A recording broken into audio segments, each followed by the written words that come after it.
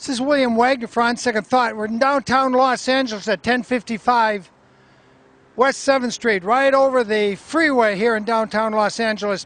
On the 27th floor in that building above us is the meeting. No cell phones allowed,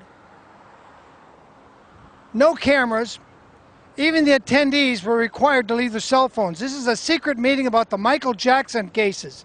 All the Michael Jackson cases. Larry Feldman is there. Tom Mesereau is there. Ron Zonen, one of the assistant prosecutors for the inquisition of Michael Jackson in 2005.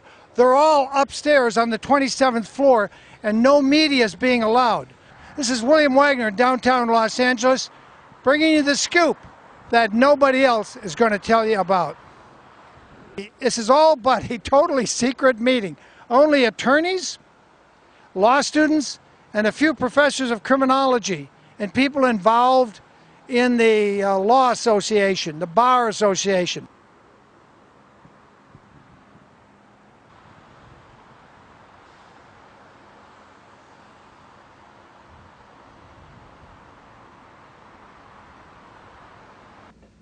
He said, you can't win a case in the media.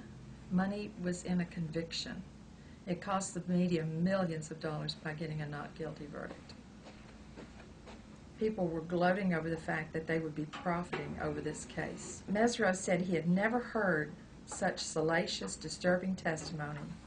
It almost became a circus, and the witnesses were so quickly crumbled under cross-examination. Isn't that interesting? 3 of the 5 witnesses started out saying that he never touched me. The 4th one never showed up. The 5th one said he was a youth pastor and went on into all this bunch of nonsense, and he was selling stories to the tabloids. Mesereau said the trial was very agonizing, back-breaking, 140-plus witnesses, 5 days a week. Media's goal was ratings and revenue. They wanted to see Michael go down. Who said that? Mesereau did. Mesereau said that. Mesereau said that. Now, this meeting was the Los Angeles County Bar Association. Yes. What was this about? What was this meeting about? In your essence, you sat through it for 2.5 hours. What was this? No, I think that they were trying to show different perspectives from each person who was involved in the trial, show their perspectives. But it was wonderful that Mesereau was at the end because he landed a wallop. He was very angry. It was controlled anger, but he said, absolutely, I do not think Michael was guilty. I think he was innocent. And each one presented it from his perspective. They started out with Melville explaining the setup of the conditions of the trial. They waited until the end of the program to talk about the jury selection and Right. whether or not a change of venue would have been a good thing to do. But each one had his own say in it, and they talked about the first issue of the child molestation charges. And then they talked about the second one, the trial. And Carl Douglas was there, and there were 5 men. Explain to the viewers, who is Carl Douglas, an attorney? Yes, he's an attorney. He was one of the people there to represent Michael with the first set of child molestation charges. And how many people spoke at this meeting at the Los Angeles County Bar Association? Like, not open to the media, and you weren't even allowed to bring a cell phone in. That's right. No cell phones. Is that true? That's right. No cell phones, no cameras, no type of recording equipment at all. But didn't they videotape it themselves? Yes. They're videotaping it themselves. Right. Who's the first one to talk? First one to talk was Judge Melville. And did he explain why he allowed them to dredge up the old stuff from '93 that normally is not allowed in California law? No, he didn't discuss any of that at all.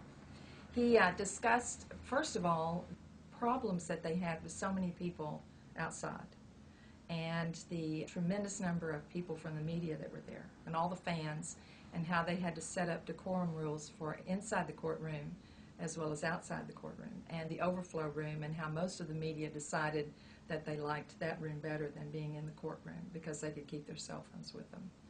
And I believe he said there were approximately 40 seats for the public, and that they would have a lottery drawing each morning so that people could come in and sit down. That's right. The public had to get up at 6 o'clock in the morning to get a lottery ticket, or the media didn't have to show up till 8 o'clock. Exactly, exactly.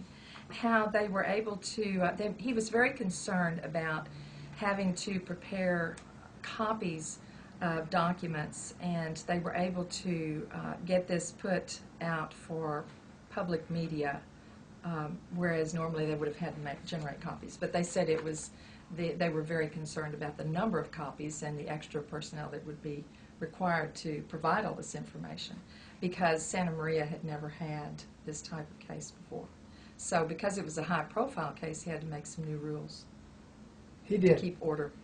Did he explain why he did not grant Tom Mesereau's motion after the case in chief had been presented to dismiss the case because there wasn't enough facts that said Michael actually did anything? No, they didn't get into any of that. How convenient for Judge Melville. Anybody allowed to ask him a question? Yes, at the end, but they didn't ask that. He was more concerned about telling them the problems from the judge's perspective, the problems of dealing with a high-profile case. Did he talk about how the prosecutors had 5 or 6 seats so they could bring in their special friends to sit right up in the front? He said that they had a row that was a buffer row, but so that the attorneys could talk without the public being privy to what they were saying. So they set up a buffer there. And that's where the DA's special friends, the DA's wives, the DA's friends' wives got to come in and sit whenever it was convenient for them. Okay, so that's what Melville said. So Melville didn't give you any substantial information other than how they run the courtroom and the decorum of the courtroom. Exactly. And he was mainly concerned about the decorum of the courtroom. Right, and he also issued gag orders, but he talked about 2 sides would get together. He was always available to them, gave his personal phone number to them so that they could get together on very short notice and talk about the kind of statements that would be made to the public. And they cooperated in that. Did Melville say anything about the day? He didn't mention the day that Sneddon kept using a word and going on that had been agreed that he was not allowed to use until finally Judge Melville said, stop. No. Be quiet. And for Melville, that is like screaming. For Melville to say that to a prosecutor, especially a prosecutor like Sneddon, who is a longtime friend of Judge Melville, that was like screaming at his friend to just say, stop. And then Sneddon went on and said, well, if you don't mind me saying, and Melville said, stop. That, that for Melville is like screaming. So who spoke after Melville? Well, let me just say, Melville made an interesting statement. He said, and he made a point of saying this, he said both sides were represented by the most ethical lawyers.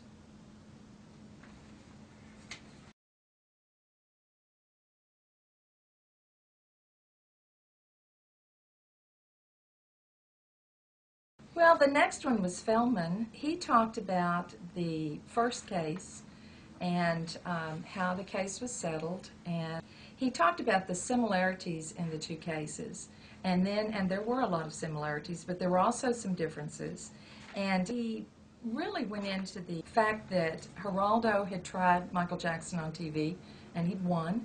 He talked about the fact that there were claims of extortion. There were a lot of problems with that case. He said there was quite a bit going on behind the scenes. He also talked a lot about the lives of the boys. Well, that's my report from downtown Los Angeles on West 7th Street. This is William Wagner for On Second Thought. Bringing in the scoop, nobody else would. Keep watching. Time to subscribe. See ya.